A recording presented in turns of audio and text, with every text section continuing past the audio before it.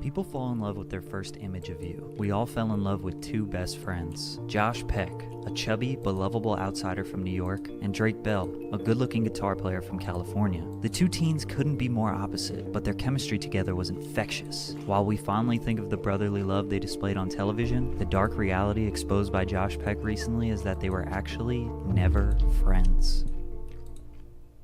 Let's take it back to where Drake and Josh first met, The Amanda Show. This sketch comedy show is basically Nickelodeon's version of Saturday Night Live starring Amanda Bynes. The show was wildly loved by Nickelodeon fans. Drake Bell was a regular character since the very first episode in 1999. Josh wouldn't become an on-screen regular until seasons 2 and 3. Slowly, does it matter? It absolutely doesn't. Integrated in the show, and those two had some iconic sketches that we still love today. Drake wasn't very fond of Josh in the beginning because he was the only boy on the show, but they had very similar interests in old movies and comedies. They would bounce funny ideas off each other and quickly develop. Never seen a child watch this as a kid. I watched this. Great and I was French. The producer Dan Schneider got some pressure from the network to come up with another buddy comedy just like Keenan and Kel. While filming one of the last episodes of the season where Drake and Josh fight over a shrimp, Stephen Malaro, who was a writer on The Amanda Show, walked over to Dan and was like, "Those two guys are your buddy comedy right there." 6 months later, Drake and Josh was born. Make sure you're hydrated while watching this video. Cheers, Drake Bell and Josh Peck. They've grown up on The Amanda Show, battling lobsters, fending off frog puppets, and getting beaten up by girls on a regular basis. So what's next for this dynamic duo? Their own show.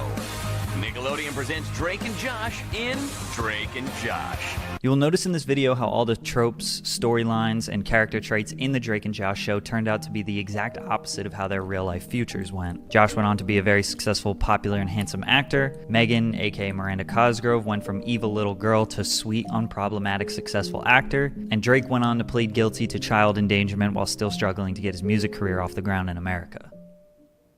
Drake Parker and Josh Nichols were two brothers bound by their parents' marriage, forced to live in the same house, go to the same school, hang out with the same friends while having totally opposite personalities. Josh was the hefty, emotional dork, while Drake was a smooth-talking ladies' man who led a rock band. The first season was a little more typical to any sitcom, coming up with catchphrases and basic plot lines. Luckily, the show got much better after season 1. They consistently got themselves in ridiculous situations and had to either work together or against each other to get out of them, like when they came up with a master plan to sell Gary Coleman grills, which got them in jail, versus when they were fighting each other over a foam finger. In the beginning, it was very common that Josh was the butt of the joke. I mean, it's very easy to pick on the overweight, goofy kid. Drake, on the other hand, would often be the bad guy. He was lazy, rude, and self-centered. He wouldn't stand up for his brother Josh. He would hang out with girls and friends without him, and basically had a hard time accepting Josh as his brother. As the seasons went on, the audience loved them both. Josh was not a punching bag anymore and sort of just the sweet, jolly brother who was there for Drake no matter what. Plus, he had lost a lot of weight by the last season, so the fat jokes didn't really work. Guys, as a kid growing up, chat, since I live in Canada, for some reason, since I had these shows translated to us, right? I was watching these things, and I just thought that American high schools all look like that. And I was in this bumfuck nowhere Quebec bullshit, and we're just this broke ass nobody territory, dude.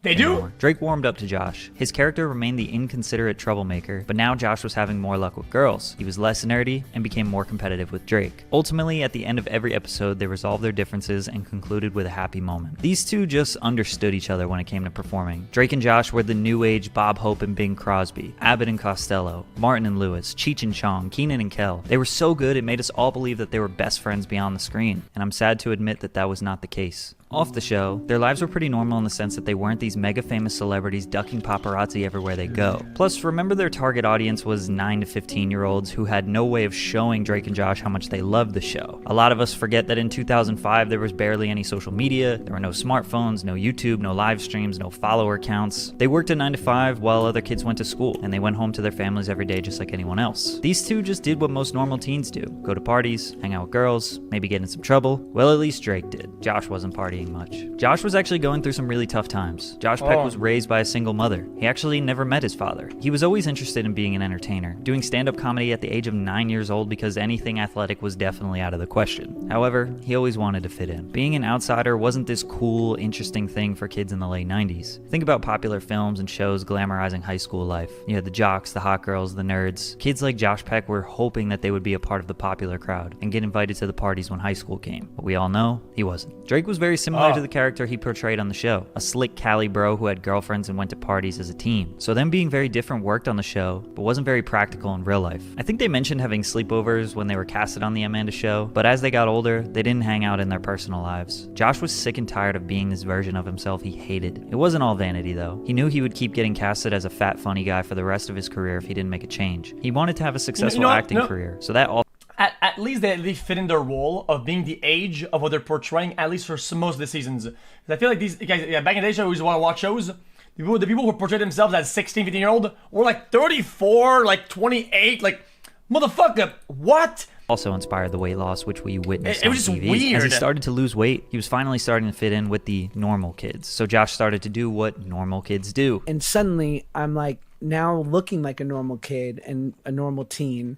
And I'm like, oh, they do drugs and that's normal, and they go to house parties and they go to clubs. Josh started acting more like Drake's character, but in real life. It was a double-edged sword. Obviously, he was being accepted socially, but being heavily addicted to drugs was the price he had to pay. By the time they were both 20, Drake and Josh was over. Their relationship, it's complicated. Drake loved his time spent on the show. It was what he always dreamed of. His dad raised him on buddy comedies like Dean and Jerry, Abbott and Costello. Once he met Josh and they got their own TV show, he was living his biggest dream. Plus, he was absolutely adored by the Nickelodeon world. Taking a look at this list of Kids' Choice Awards, which is pretty much the biggest thing you can get as a Nickelodeon star: 2006, Favorite TV Actor, Drake Bell. 2007, Favorite TV Actor, Drake Bell. Damn, 2007, kinda Best went hard. TV Actor, Drake Bell. 2008, Favorite TV Actor, Drake Bell. It was very clear that Drake was the star Well- and Josh was the co-star, despite Josh being funnier and more That sucks, because Josh was good, yeah.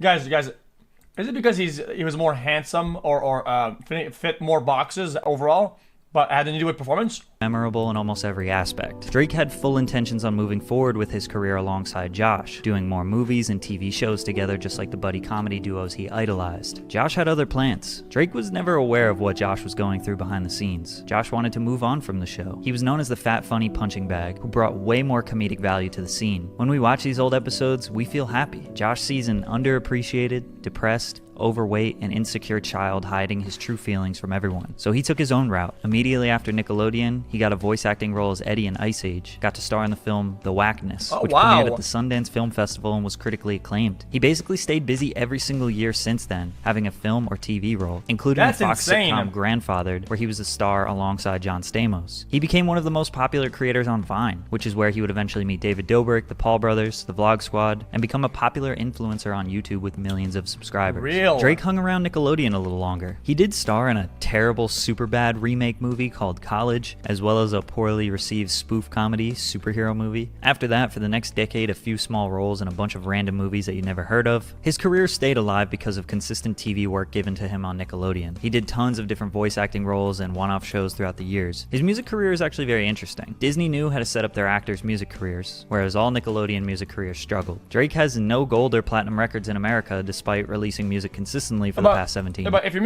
music sucks, it sucks. At the end of the day, this is a product people need to consume. People don't like it, they don't consume it. And story. It doesn't matter what resources you have behind the scenes. However, in Mexico and various Spanish-speaking countries, Drake Bell, aka Drake Campana, is a huge star. He's had multiple high-charting Billboard singles and albums in Mexico. In some of these countries, he does shows for thousands of people. He speaks Spanish, releases all his new music in Spanish, provides Spanish subtitles with everything he does. I'm not really sure how that all happened, but it's been very fruitful for him. In 2014, he filed for bankruptcy, owing over $500,000 in taxes. In 2016, he was arrested for his second driving under the influence charge. He served 1 day in jail and 4 years probation. When you're not invited to the wedding, the message is clear. True colors have come out today. Message is loud and clear. Ties are officially cut. I'll miss you, brother. Summer of 2017, Josh got married to his longtime girlfriend Paige, and Drake was not invited. The great fallout of Drake and Josh was the new viral gossip piece, and the internet was loving it. It seemed like just yesterday they were roommates playing ping pong and working at the movie theater. We thought Drake would be the best man. Turns out, he didn't even know about the wedding. The story blew up bigger than Drake could imagine. Thankfully, a couple months later, they made up and did some YouTube content together. Back together again.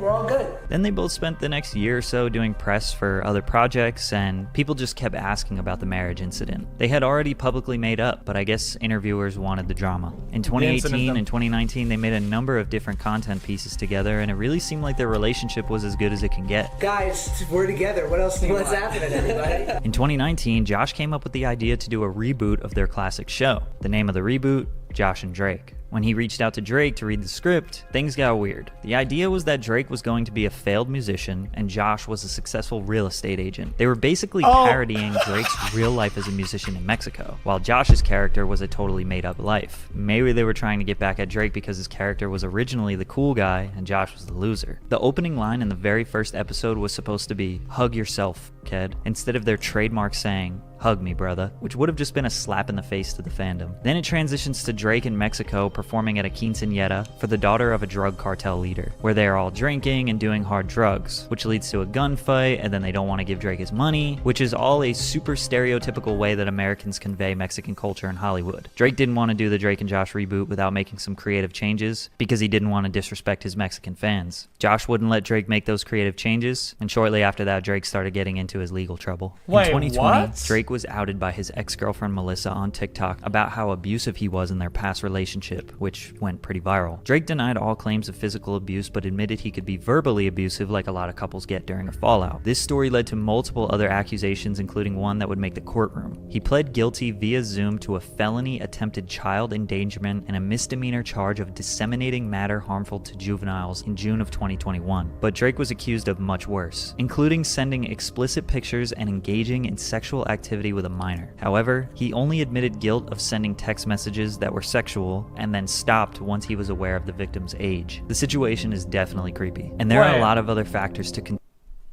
Wait, before I say something about this, I want to rehear this first. Hold up, what? However, he only admitted guilt of sending text messages that were sexual and then stopped once he was aware of the victim's age. The situation is definitely creepy, and there are a lot of other factors to consider which have been broken down extensively on YouTube. But the internet is not convinced that Drake is innocent of the harsher things he was accused of. His social reputation has obviously been ruined because of this. Which leads us to today. Josh Peck recently made some big claims on a podcast that he and Drake were never friends. Are you guys like not friends? Not really, no. He told a number of different lies on these podcasts that are starting to make fans question everything. I knew that Drake and I didn't stay in touch for the 10 years since we had made the show, but no one needed to know that. Here they are in Yeah, 2012 it's at what fine. appears to be a house party. Here they are spending Christmas together in 2013. Here are multiple instances of them hanging out in 2014. In 2015, they had Drake come on Josh's show Grandfathered. I think it's just an opportunity for Drake and I to be working together again, and obviously we love each other. Plus, Drake says that they talked when Josh announced that he was engaged. To suggest that they at least didn't stay in touch is wild. He was surprised he wasn't invited then? If he's going Yeah. bananas on you? He's surprised, but then he takes to the internet and he starts writing these tweets that immediately like catch fire. And so then he like leans in and goes on this press tour about how heartbroken he is. Drake tweeted two things and the internet dragged them out. Guys, Plus, guys, I have mixed feeling about this, champ. Guys, Drake's a dumb fuck, but I think Josh is also a dumb fuck. Is that weird of me to say? there was no press tour. Then 2 months after that, they made up publicly and made some YouTube content together. After they made up publicly, Drake and Josh throughout the next year would talk about the marriage incident in various interviews. So I think Josh is just remembering things incorrectly. Well, I think devalidating a concern, whatever, because of the internet fallout. I try personally not to do that because I feel like it kind of takes away from the it's whatever, dude. I was don't at the give a shit. Video Music Awards and I see him there and he sees me. And I go up to him, like, and this might be the most Sopranos thing I've ever done. And I look at him and I go apologize to my wife right now. Josh literally filmed Guys, himself. It's a simple concept. It's just like let's say you interact with somebody and you do something that is very, very mild. Something very, very mild, like saying, "Hey man, you're bad at this game, haha," right? And so for now, it's funny, right? You think it's funny? It's banter, it's fine. But then they say, "Oh, dude, this happened. You said that to me, and then I got a bunch of messages in chat, a bunch of DMs, and a bunch of weird things. Everybody caught and made fun of me everywhere, and I got bullied. Now I'm getting harassed, and it's like, oh, the root behavior is saying one thing. The fallout is something else entirely. Does that make sense? Walking up to Drake. Does this look like how a gangster moves? And is that the last communication? Pretty much. The VMAs was in August of 2017. Since then, they have filmed multiple YouTube videos together, worked on a Drake and Josh reboot, and I can only imagine they spent time together in their personal lives as well. That is not even close to the last time that they've had communication. Drake just recently started a podcast called Drake and Janet, with the same branding, which is just kind of weird, bro. That is Drake weird, yeah. still says nothing but good things about Josh and wants nothing more for them to be friends again. After all, the Drake and Josh show was the biggest and most successful thing that Drake has ever done, which isn't the same thing for Josh. He has absolutely destroyed his social reputation, and him repairing his relationship with Josh might be the only thing that could win over the people. Who is Josh? I don't know what's happening. Wait, can you say that again one more time? Which isn't the same thing for Josh. He has absolutely destroyed his social reputation, and him repairing his relationship with Josh might be the only thing that could win over the people's trust again. However, it's pretty evident that Josh wants nothing to do with Drake. While he may be lying about them never being friends, he has made it very clear that since the show ended in 2007, he wanted to no longer be the secondary character, the fat funny guy, Drake's sidekick, and he worked extremely hard to build a career off his comedy and creative vision. Who could have ever guessed that their real life situation would turn out exactly like the episode Josh has done? Come on, dude, I said I was sorry. Yeah, I heard you. Well, stop being mad at me. I'm not mad at you. I'm done. What is that supposed to mean? I don't want anything to do with you anymore. Josh, what? Look, I'm sorry. Well, Look, let me finish, okay? I was Jesus. wrong, okay? I was wrong. what do you mean? Look, I need you more than you need me. I need you way more than you need me, all right? I'm sorry. I just need you to understand that... Sorry, Josh, I'm sorry. Well, yeah. This solidifies it for me, dude. I think Josh and Drake are both weird. I think they're both odd. I'd like to share with you a little. Yeah, weird. Weird, odd, off-putting. What the fuck was that? Okay, interesting.